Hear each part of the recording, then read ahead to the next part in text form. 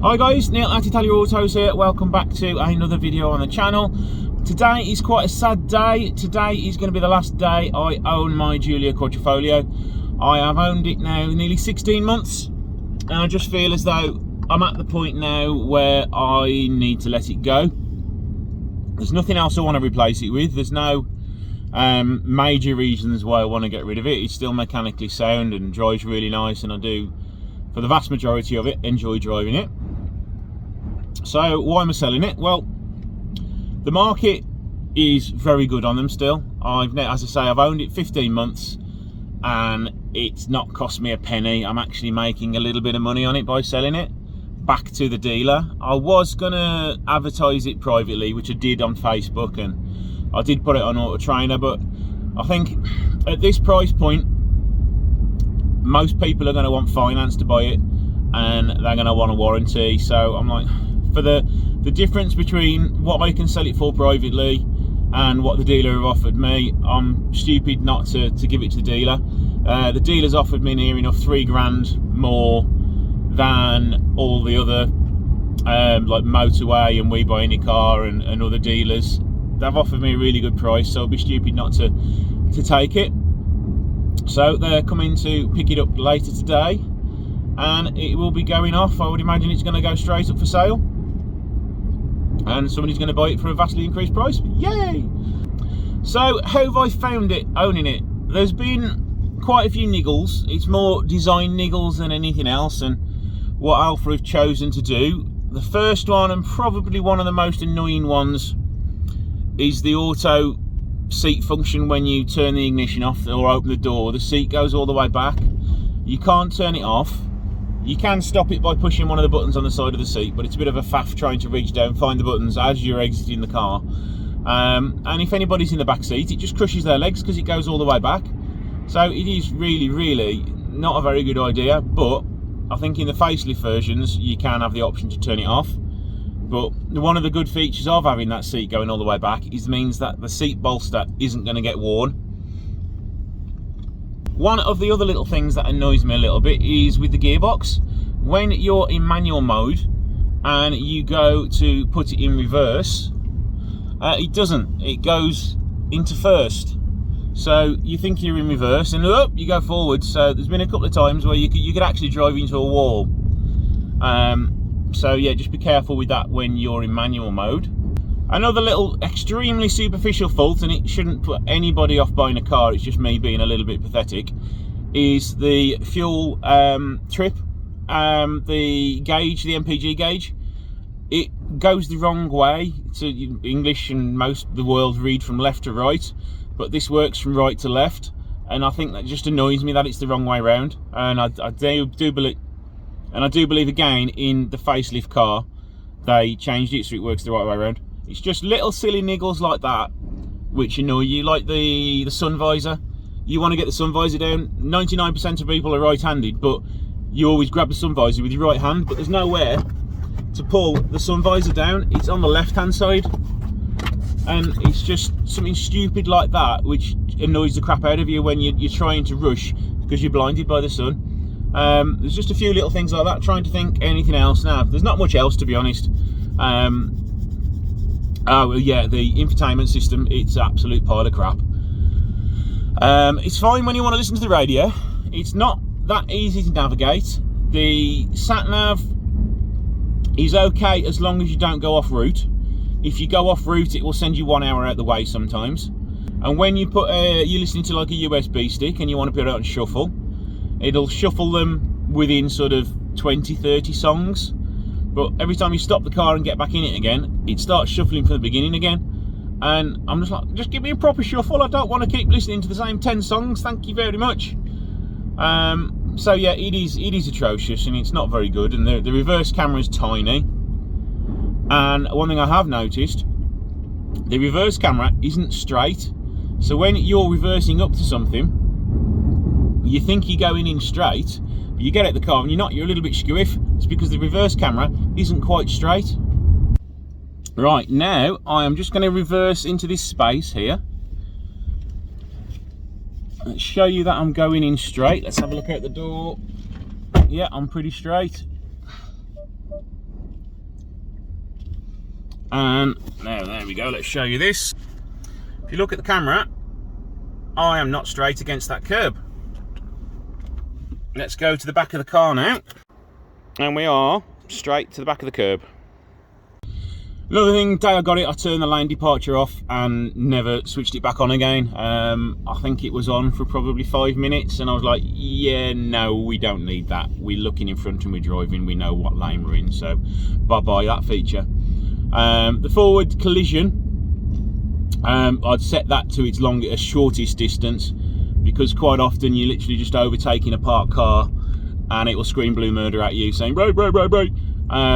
So yeah, I switched that to its lowest settings and it actually behaves quite well. Also, the door apertures are quite short, so you always bang your arse every time you get into the car. Not a lot can be done about that, just adjust the way you get in and out of the car. And also the gap between sort of the sill and the side skirt is absolutely massive. So if you've got children, they're going to be standing all over those sills and scratching those sills up, so you may want to think about getting some protection film put on that area, because they will scratch it up. This has got a couple of little scratches down there, but that'll all polish out. So now on to the good things. There are actually quite a few things I enjoy about the car and I will miss about it. The power, the 505 horsepower, whatever you use, it's phenomenal. You can pretty much outblast anything on the road. And you know, you can have some fun playing with some people within the speed limit, of course. But yeah, I have had some fun in it. Even the wife enjoys the power of it, so that is one thing I will miss. The gearbox is great. There's changes you can barely tell. When you're in the different driving modes, the gearbox is a little bit more relaxed. And all the changes are always crisp and really quite fast. The exhaust, I do love the sound of the exhaust. Especially when you're sticking in race mode, you get some proper noise from it, and it's quite fun. If you time the exhaust changes just right, you get the bangs from the exhaust. So if you're going down a high street and there's some people watching the car as you drive by, which happens quite a bit, and you time it just right, they go, "Ooh," and get all scared by it. But so yeah, that's quite fun, and I will miss the exhaust sound as well.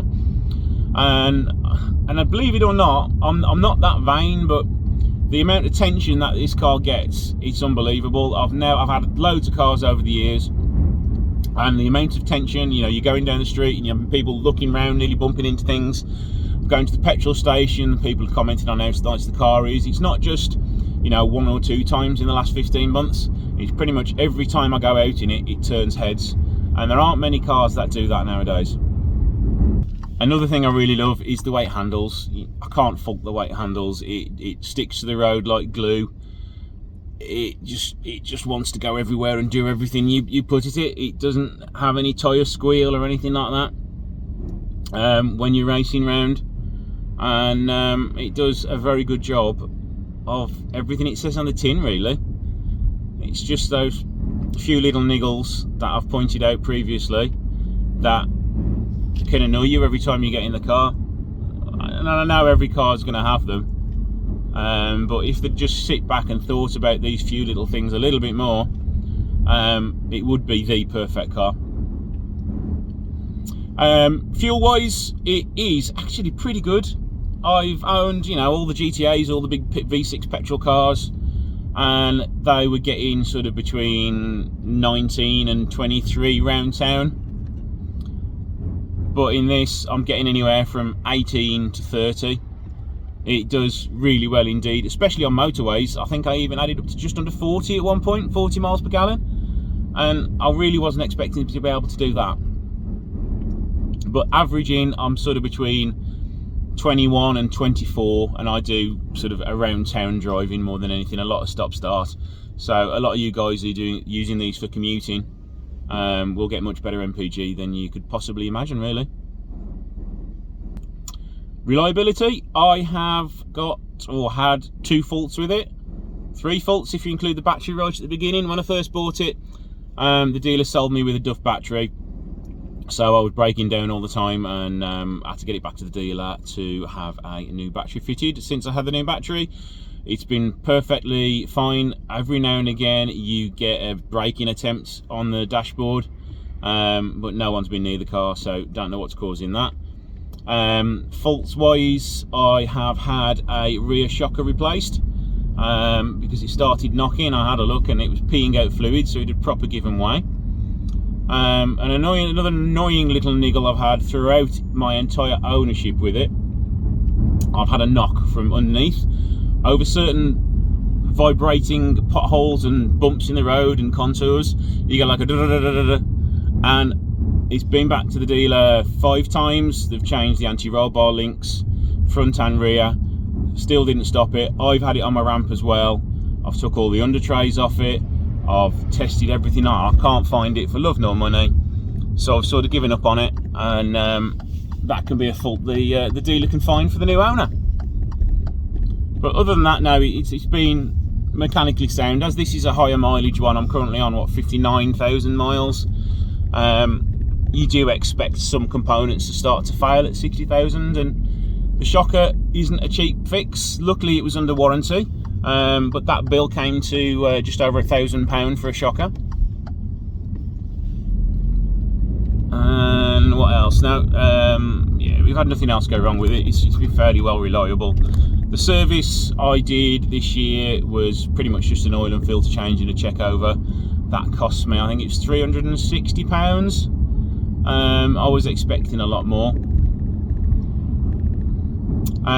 Tyres wise, I had the summer tyres fitted. I'll stick what they were down here, I forget what they were.